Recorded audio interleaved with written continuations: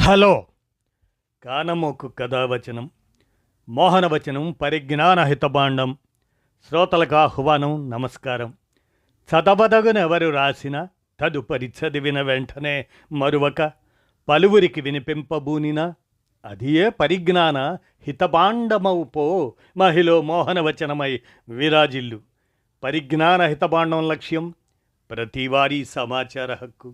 ఆస్ఫూర్తితోనే ప్రముఖుల జీవిత విశేషాలు శీర్షికన mother of the menstrual cup movement అనేటువంటి అంశంగా లియోనా వాట్సన్ ఛామర్స్ గురించినటువంటి జీవిత విశేషాలను ఇప్పుడు మీ కానమోకు కథావచనం శ్రోతలకు మీ కానమోకు స్వరంలో వినిపిస్తాను, వినండి. Leona Watson Chalmers. ఇక వినండి. Mother of the menstrual cup moment. ఇక వినండి.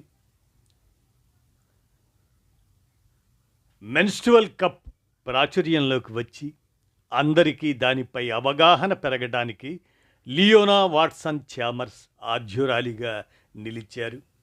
ఆమెకు మరో పేరు కూడా ఉంది, అదే mother of the menstrual cup movement. అంతేనా? నెలసరి ఆరోగ్యంలో మార్గదర్శక వ్యాపారవేత్త ఈమె. ఆధునిక మెన్స్ట్రువల్ కప్స్ పరిశ్రమకు పునాది వేసిన వ్యక్తిగాను చరిత్ర సృష్టించారు. ఆ పరిశ్రమకు పునాదిగా నిలిచారు. అమెరికాలోని కెంటకీలో 1883లో లియోనా పుట్టారు. నిరుపేద కుటుంబానికి చెందిన ఈమెకు గాయనిగా స్థిరపడాలని ఉండేది. పాటే ప్రాణంగా ఉండే ఈమెకు ఆ రంగంలో అడుగుపెట్టే అవకాశమే దొరకలేదు. కెరియర్ కోసం అమ్మా నాన్నలు పియోనా తాకట్టు పెట్టి అలా న్యూయార్క్లో అడుగు పెట్టింది ఆమె. తీరా తను అనుకున్న దాన్ని సాధించలేకపోయినా నిరాశపడకుండా టూరింగ్ కంపెనీ అవకాశాన్ని దక్కించుకున్నారు. తనను తాను నిరూపించుకుంటూ బ్రాడ్వే ప్రొడక్షన్లో ప్రముఖ స్టారుగా పేరు తెచ్చుకున్నారు.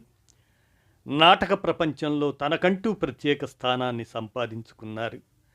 1911 నాటికి ఈయనలేని పేరు ప్రఖ్యాతులు పొందడంతో పాటు మనసుకు నచ్చిన చార్లెస్ ఛామర్స్ని వివాహం చేసుకున్నారు.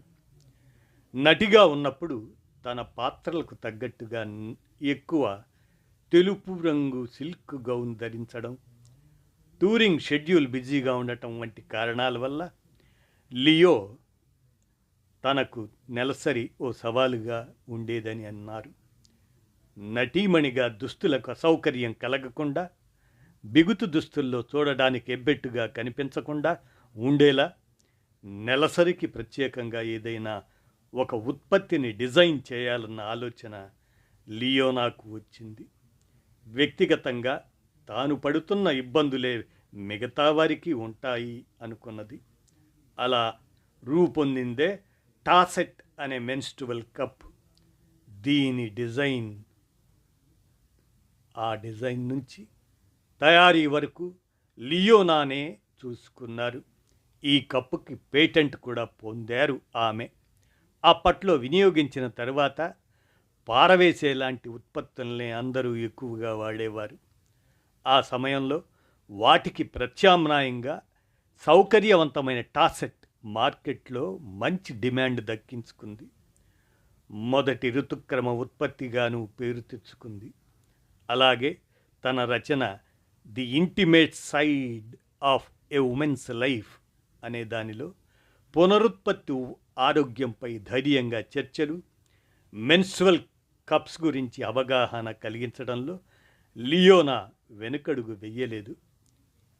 ఆ కాలంలో ఇదొక ఉద్యమంగాను మారి ఈమె దానిలో కీలక వ్యక్తిగా నిలిచారు. Mother of the menstrual cup movement అనే పేరును పొందారు ఆమె. టాసెట్కు సవాళ్లు ఎన్నో ఎదురయ్యాయి. రెండో ప్రపంచ యుద్ధ సమయంలో రబ్బరు కొరత తీవ్రంగా ఏర్పడింది. దీంతో వేరే దారి లేక టాసెట్ తయారీ ఆపేయాల్సి వచ్చింది. ఆ రోజుల్లో మార్కెట్లో దొరకకపోవడంతో వినియోగదారులు నిరాశకు లోనయ్యారు. ఉత్పత్తి లేకపోయినా తిరిగి మళ్ళీ తయారీ మొదలుపెట్టే లోపు తన ప్రచారాన్ని ఆపకూడదు అని కొనసాగించారు. ఆ విషయం ఆమె ప్రస్తావించారు. మహిళల ఆరోగ్యానికి సంబంధించి ఈమె చేపట్టిన కృషి శాశ్వత ప్రభావాన్ని చూపించింది. ఆధునిక మెన్స్ట్రువల్ కప్స్ తయారీ పరిశ్రమకు పునాది వేశారు ఆమె. అదండి లియోనా వాట్సన్ ఛామర్స్ ప్రముఖుల జీవిత విశేషాల శీర్షికన ఆమె గురించి mother of the menstrual cup movement మహిళగా ఆమె జీవిత విశేషాలని కానమోకు కథ వచ్చిన శ్రోతలకు మీ కానమోకు స్వరంలో వినిపించాను. విన్నారుగా. ధన్యవాదాలు.